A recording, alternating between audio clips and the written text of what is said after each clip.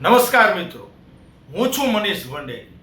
તાજેતરમાં જ એટલે કે ગઈકાલે અમરેલીની અંદર નકલી પોલીસ કોન્સ્ટેબલ છે એ એલસીબીની ટીમે ઝડપી પાડેલ છે।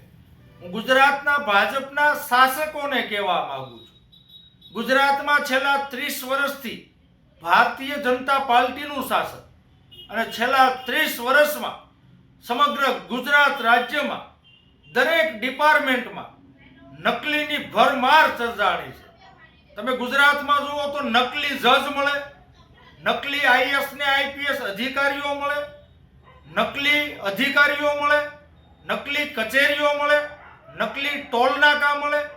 જ્યાં જોવો ત્યાં આ ભાજપના રાજમાં નકલીની ભરમાર સર્જાણી છે, જેના અનુસંધાને ગઈકાલે અમરેલી શહેરમાંથી અમરેલી એલસીબી ટીમે નકલી પોલીસ કોન્સ્ટેબલ છે એ ઝડપી પાડ્યો। આ તો મોટા શહેર અને નાના શહેરમાંથી પકડાય।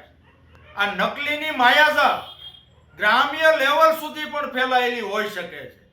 ગામડાની અંદર સરકારી કર્મચારીઓ જે નાના કર્મચારીઓ છે, વર્ગ 3 અને 4 માં આવે છે, એવા કઈક કર્મચારીઓ હશે કે જે નકલી હોઈ શકે છે। તો ખરેખર ગુજરાતની ભાજપ સરકારે ગુજરાતના જે ગામડાઓ છે એમાં જે સરકારી કર્મચારીઓ જે દરેક ડિપાર્ટમેન્ટમાં જે કામ કરી રહ્યા છે એમાં કોઈ નકલી તો ઘૂસી નથી ગયું ને, એની ખરેખર જે તપાસ કરવી જોઈએ।